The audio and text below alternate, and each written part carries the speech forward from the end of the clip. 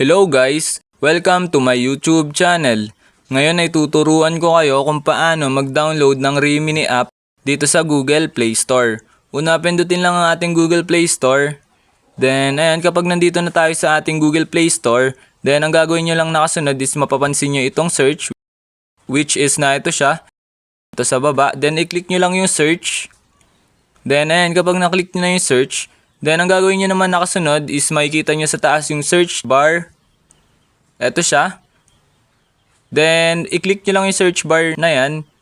Then, kapag na-click nyo na, then, ang gagawin naman natin dito sa kasunod is, search nyo lang or ita-type nyo lang dito yung Rimini. Ayan, ta-type lang natin dito yung Rimini. Then, kapag na-type nyo na, ang gagawin nyo naman, then search. Then, kapag okay na, ayan, lalabas na dito yung Rimini. Ayan, kung mapapansin na, ito yung Rimini, lumabas na. Then, i-click nyo lang yung Rimini. Then, ayan, lumabas na siya. Nandito na tayo. Then, pansinin nyo naman, itong nakasulat na install. Eto siya. Then, i-click nyo lang yung install na nakasulat.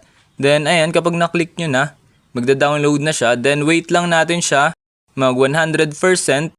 And, kapag nag 100% na siya, ibig sabihin na download na natin. Then, auto, installing na rin siya. Then, ayan, kung mapapansin nyo, hindi na install nakasulat sa kanya. Open na nakasulat sa kanya kasi na-download na natin ang ating Rimini or ang Rimini app.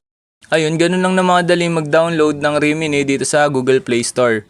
Ayun lang. Thanks for watching. Subscribe for more videos like this. Thank you.